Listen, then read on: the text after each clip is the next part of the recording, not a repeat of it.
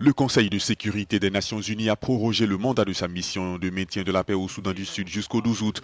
Le Conseil des 15 membres a voté à l'unanimité en faveur de cette prorogation, envisageant par l'occasion l'imposition d'un embargo sur les armes et l'envoi de plus de casques bleus, suite à un rapport des États-Unis qui avertit quant à un risque de regain de violence dans le sud du pays. Les événements des dernières semaines ont démontré la rapidité avec laquelle la violence peut se relancer et combien sont dévastatrices les conséquences de ces violences sur les populations.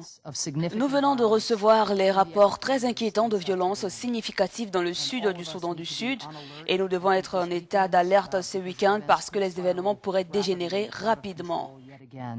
La MINUS, composée d'environ 12 000 hommes, a autorisation d'utiliser la force de ses armes pour protéger les civils, mais elle a été incapable de remplir pleinement son mandat. Au moins 272 personnes ont été tuées dans de violents combats qui ont éclaté début juillet à Juba pendant plusieurs jours entre les troupes fidèles au président Salva Kiir et celles de son ancien vice-président Riek Machar.